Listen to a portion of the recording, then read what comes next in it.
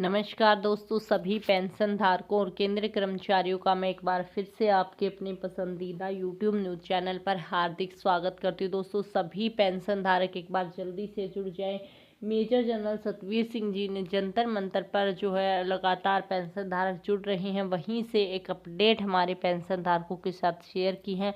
तो pension revision के जो सभी लाभार्थी एक बार जल्दी से जुड़ जाएं, और अगर आपने अभी तक चैनल को सब्सक्राइब नहीं किया है तो चैनल को सब्सक्राइब कर लें, बेल आइकन को ज़रूर से दबा लें, जिससे आपको आने वाली ये लेटेस्ट अपडेट प्राप्त हो सके। तो चलिए दोस्तों, बिना किसी देरी के सीधा हम अपडेट पर आते हैं और मेजर जनरल सतवीर सिंह जी की आवाज़ में ही पूरी अपडेट को जानते हैं।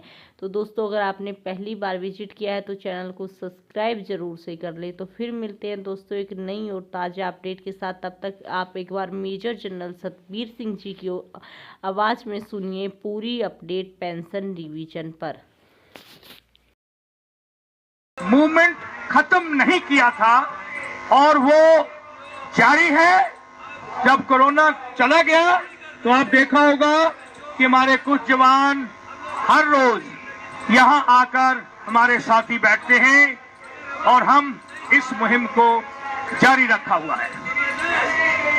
हर स्टेट में, डिस्ट्रिक्टों में, जहां जहां पे भी हमारे सैनिक हैं, तहसीलों में, ब्लॉकों में, गांव में, इस मुहिम को अभी तक जिंदा रखा और आगे भी जिंदा रहेगा जब तक हमारे जो कंसर्न हैं, हमारे जो इश्यूज हैं, जो एक सैनिक और सैनिक परिवार के हैं और देश के हित के लिए हैं, देश की सिक्योरिटी के लिए हैं, वो हर तरह से मुहैया सरकार का ये दायित्व है।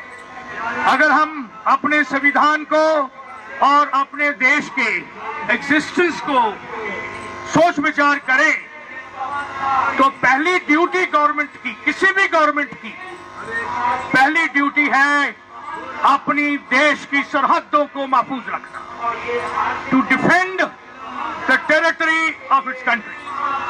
फिर उसके बाद उसको गवर्न करना।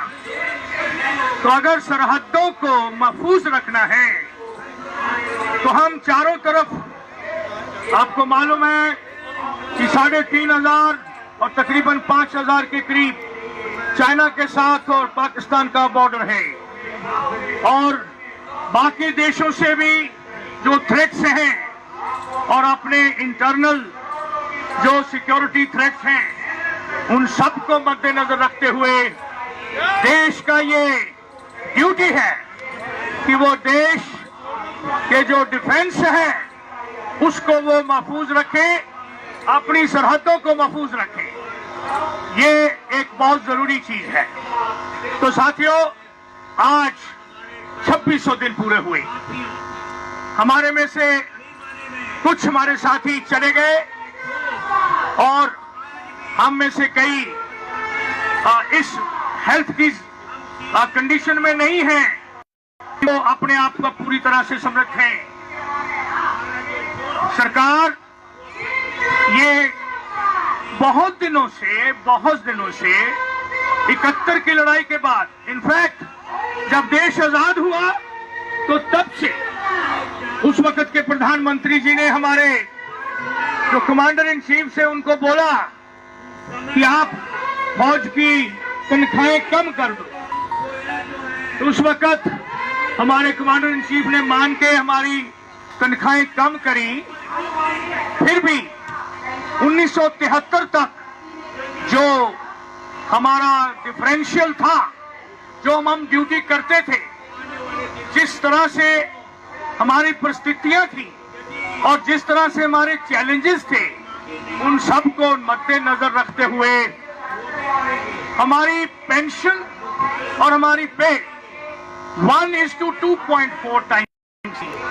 फौजों की जो पेंशन थी वो तकरीबन 2.5 गुना थी किसी भी वॉर सिविलियन सर्विसेज की, जितने भी सर्विसेज थी।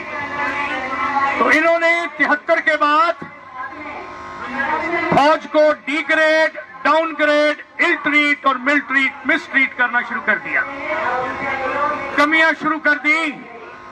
और जब छठा पे वेतन आया तो वो जो 1:1.2.4 था वो 1:1.1 रख गया।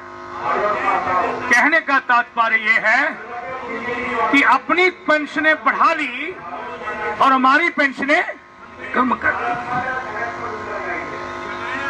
क्योंकि सैनिक डिसिप्लिन में है, देश की सुरक्षा में है और देश की आन बान शान, नाम नमक निशान और निश्चय कर अपनी जीत करो की तमन्ना रखते हुए अपने आप को सर्विस में ढेलता है और रखता है, कभी देश को उसके बारे में धोखा नहीं देता। गोली खाता है छाती पे, बैक पे नहीं। तो इसलिए साथियों, इस वर्ग के साथ अगर आप वायदा करते हो, पहले तो ये डिफरेंशियल आना ही नहीं चाहिए था, लेकिन ये आ गया एक डेमोक्रेसी के नाम के ऊपर। यस, हम डेमोक्रेटिक नेशन हैं, लेकिन आप एक सैनिक को उसकी छाती के ऊपर जो बिल्ले लगे हुए हैं, जो शान से वो लड़ा और अपनी सर्विस की,